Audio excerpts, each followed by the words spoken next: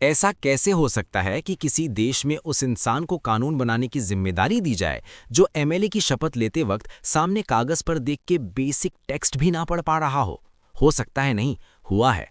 Welcome to India. हाल ही में बिहार असेंबली का एक नया सेशन शुरू हुआ जहां न्यूली इलेक्टेड एमएलए को शपथ लेनी थी।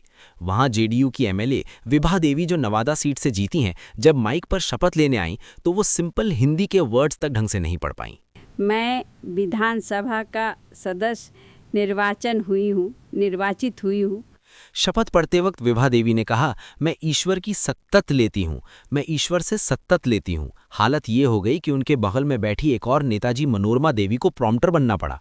वो धीरे से एक लाइन बोलते और विभा देवी उसे रिपीट करती, बिल्कुल वैसे जैसे स्कूल में बच्चों को डिक्टेशन दिया जाता है। और जब मनोरमा देवी ने लाइन नहीं बोली तो विभा देवी जी बोलती हैं, छुटकी बोल ना।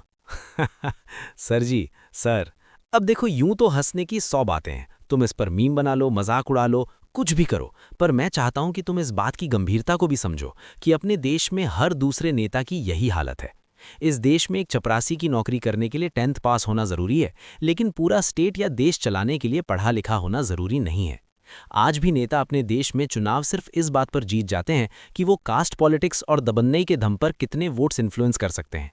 ये नेता लोग जो मेरे लिए बजट और कानून डिसाइड करेंगे, अगर ये खुद की शपथ तक ढंग से नहीं पढ़ सकते तो मैं कैसे मान लूं कि ये कानून को ढंग से पढ़ पाएंगे, समझ पाएंगे और आम जनता के वेलफेयर को दिमाग में रखते हुए उसे इम्प्लीमेंट कर पाएंगे। दिक्कत 10वीं या 12वीं पास होने की नहीं है,